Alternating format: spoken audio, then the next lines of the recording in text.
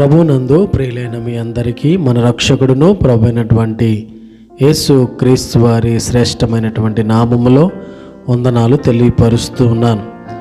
Elohim voice ఆధ్యాత్మిక మేలుకొలుపు అనే 26వ రోజు యొక్క కార్యక్రమానికి మిమ్మల్ని అందరినీ కూడా ప్రేమపూర్వకంగా ఆహ్వానిస్తూ ఉన్నాను. మీరందరూ కూడా దేవాతి దేవుని దయ వలన కృప వలన క్షేమముగా ఉన్నారని తలస్తూ మీకోసం నిత్యం ప్రార్థన చేస్తూ ఉన్నాం. ప్రియమైనటువంటి వారలారా, రండి, ఈరోజు దేవుడు మన కొరకు ఏర్పాటు చేయబడినటువంటి ధ్యానాంశమును మనము జ్ఞాపకం చేసుకుందాం. కీర్తనల గ్రంథం 94వ అధ్యాయం 14వ వచనాన్ని మనం జ్ఞాపకం చేసుకుందాం. యెహోవా తన స్వాస్యమును విడనాడువాడు కాదు.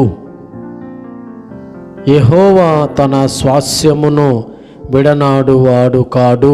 ప్రభునందు ప్రియమైనటువంటి వారలారా, దేవుడు తన స్వాస్యమై ఉన్నటువంటి ప్రజలను దుష్టుల చేతిలో నుండి, హింసలలో నుండి, అవమానములో నుండి విడిపిస్తాడు అని కీర్తనకారుడు సెలవిస్తూ ఉన్నాడు. నిజమే, మనము ఆయన స్వాస్యము. ఎందుకనంటే ఆయన తన యొక్క మహిమను తగ్గించుకుని పరలోక రాజ్యమును విడిచిపెట్టి భూలోకానికి వచ్చాడు. ఎలా వచ్చాడనంటే తన్ను తాను తగ్గించుకుని రిక్తునిగా చేసుకుని మన కొరకు ఆయన ఇహలోకానికి వచ్చాడు. ఇహలోకానికి వచ్చి ఇహలోకములో జీవిస్తున్న వారందరికీ దేవుని యొక్క రాజ్యమును పరిచయం చేశాడు. దేవుని యొక్క ప్రేమను పరిచయం చేశాడు. దేవుడి యొక్క శక్తిని ఇలాలో అనేక మందికి పరిచయం చేశాడు. నా ప్రియమైనటువంటి దేవుని బిడ్డలారా, అంత మాత్రము కాకుండా ఆయన తన ప్రాణమును మన కొరకు అర్పించాడు. పరిశుద్ధుని యొక్క రక్తం ఇలా చిందించి పాపి అయినటువంటి మానవుణ్ణి పరిశుద్ధపరచడానికి యేసుక్రీస్తు ఇహలోకానికి వచ్చాడు. ఆయన వెలలేని రక్తమును మన కొరకు అర్పించి మనలను ఆయన కొన్నాడు.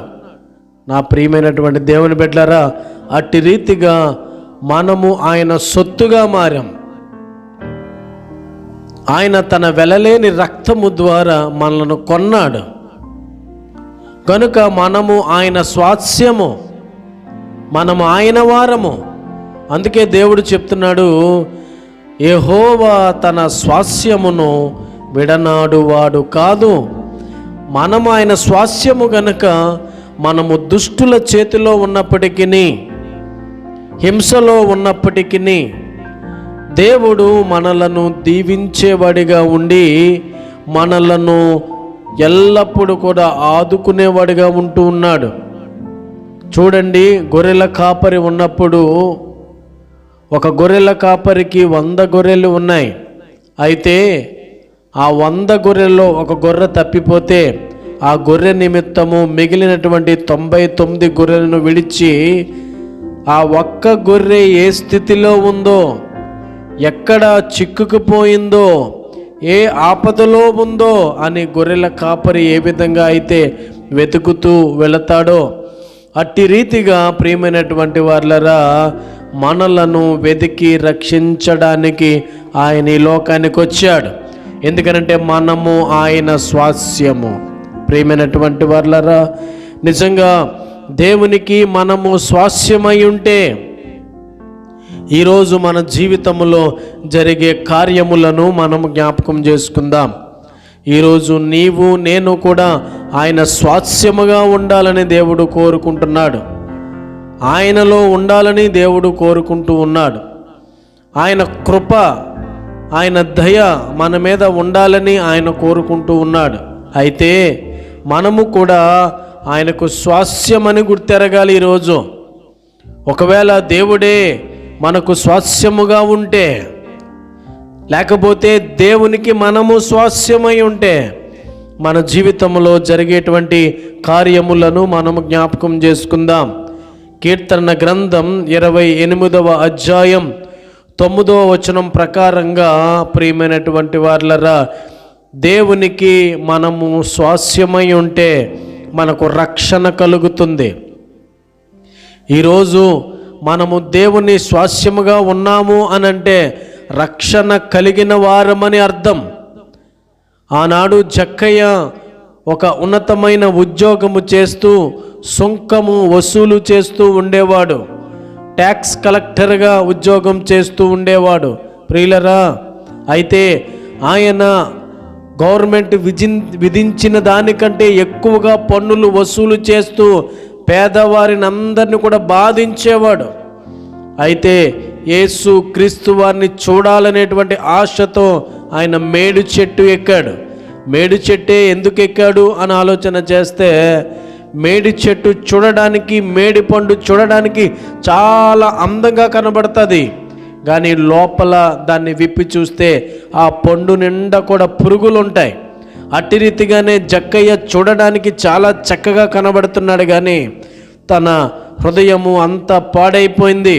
అందుకే యేసు క్రీస్తు వారికి తన జీవితాన్ని పరిచయం చేయడానికి, తన జీవితము ఏ విధంగా ఉందో తెలియజేయడానికి సాదృశ్యంగా జక్కయ్య మేడు చెట్టును ఎక్కాడు. ప్రభువా, ఈ మేడు చెట్టు ఏ విధంగా ఉందో చూడడానికి చాలా అందంగా ఈ చెట్టు ఎలాగైతే కనబడుతుందో, దాని కాయలు విప్పి చూస్తే అందులో పురుగులు ఎలాగైతే ఉన్నాయో ఈరోజు నా జీవితము కూడా అలాగే ఉంది అని ప్రభువుకు తెలియజేయడానికి జక్కయ్య మేడు చెట్టు ఎక్కాడు. వెంటనే ప్రభువు ఆ యొక్క పరిస్థితిని చూసి, జక్కయ్య జీవితంలో ఉన్నటువంటి ఆ పరిస్థితిని చూచి, ప్రియమైనటువంటి వారలారా, జక్కయ్యను కిందకి దిగమని చెప్పి, నేడు నీ ఇంటికి రక్షణ వచ్చి ఉన్నది అని చెప్పాడు. నిజమే, మనము ఆయన స్వాస్యమై ఉంటే మనకు రక్షణ వస్తుంది. ఈరోజు జక్కయ్య జీవితం మార్చబడి ఆయనకు స్వాస్యముగా మార్చబడ్డాడు. తన జీవితాన్ని మార్చుకున్నాడు. అందుకే జక్కయ్య దేవుని స్వాస్యమయ్యాడు. అందుకే అంటున్నాడు, ఇతడును అబ్రహాము కుమారుడే, నేడు ఈ ఇంటికి రక్షణ వచ్చింది అని ప్రభు చెప్పాడు. నా ప్రియమైనటువంటి వాళ్ళరా, ఈరోజు నువ్వు నేను కూడా ఆయన స్వాస్యముగా ఉన్నాము అని అంటే మన జీవితాల్లో రక్షణ అనేటువంటి అనుభవంలోనికి మనం రావాలి. కనుక ప్రభు కోరుకుంటున్నాడు, ఈరోజు నువ్వు ఆయన స్వాస్యమై ఉంటే ఆయన నీకు రక్షణను అనుగ్రహించేవాడిగా ఉన్నాడు. మొదటిగా. రెండవదిగా నా ప్రియమైనటువంటి వారలారా, కీర్తన గ్రంథం 28వ అధ్యాయము 9వ వచనంలో మనము చూస్తే మనకు ఆశీర్వాదము కలుగుతుంది. ఆయన స్వాస్యమై ఉన్న ప్రజలకు ఆశీర్వాదము కలుగుతుంది. ఎబ్బేజు అనేటువంటి యవనస్తుడిని మనం జ్ఞాపకము చేసుకుంటే, పాత నిబంధన గ్రంథములో ఎబ్బేజును మనము జ్ఞాపకము చేసుకుంటే అతని పరిస్థితి ఏమీ బాగోలేదు. అతనికి తన తల్లి వేదన పుత్రుడు అని పేరు పెట్టింది. ఎందుకనంటే ఆ యొక్క ప్రసవ వేదన సమయంలో తల్లిని చాలా ఇబ్బంది పెట్టాడు గనక ఆ తల్లి అతనికి ఏం పేరు పెట్టిందని అంటే ఎబ్బేజు అని పేరు పెట్టింది. ఎబ్బేజు అనే మాటకు అర్థం ఏమిటనంటే వేదన పుత్రుడు అని అర్థం. ప్రియమైనటువంటి వారలారా, ఎబ్బేజు జీవితం ఏమీ బాగోలేదు.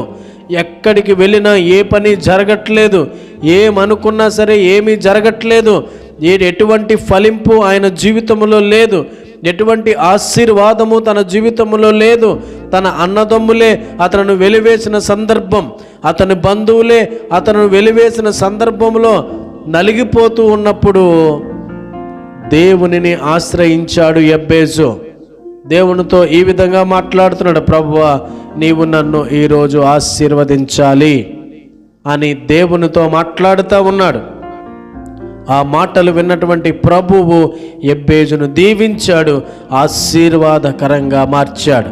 తన స్థితిని అంతటినీ మార్చాడు. తన జీవితంలో వేదనను తీసివేశాడు. ఎవరైతే తనను అసహించుకున్నారో, ఎవరైతే తనను నిందించారో వారందరి ఎదుట ఎబ్బేజును ఘనపరిచాడు దేవుడు, ఆశీర్వదించాడు దేవుడు. నా ప్రియమైనటువంటి దేవుని బిడ్డలారా, నిజమే, ఈరోజు మనము ఆయనకు స్వాస్యముగా ఉంటే దేవుడు మనను ఆశీర్వదిస్తాడు. ఇంకా చెప్పాలనంటే మన పరిస్థితిని మారుస్తాడు. నా ప్రియమైనటువంటి దేవుని బిడ్డలారా, ఆయన స్వాస్యముగా ఉంటే నిన్ను దేవుడు ఈరోజు అభివృద్ధి పరచడానికి ఇష్టపడతా ఉన్నాడు. మూడవదిగా మనం చూస్తే, మనము ఆయన స్వాస్యమయ్యునుంటే మనకు ఆదరణ కలుగుతుంది. కీర్తనల గ్రంథము 28వ అధ్యాయము 9వ వచనములోనే ప్రియమైనటువంటి దేవుని బిడ్డలారా, ఆదరణను మనకు అనుగ్రహించేవాడిగా దేవుడు కనబడుతున్నాడు. మరియా, మార్తా, లాజరు సన్నివేశాన్ని మనము జ్ఞాపకము చేసుకుంటూ ఉన్నప్పుడు, లాజరు చనిపోయాడు. మరియా, మార్తలు ఏడుస్తూ ఉన్నారు.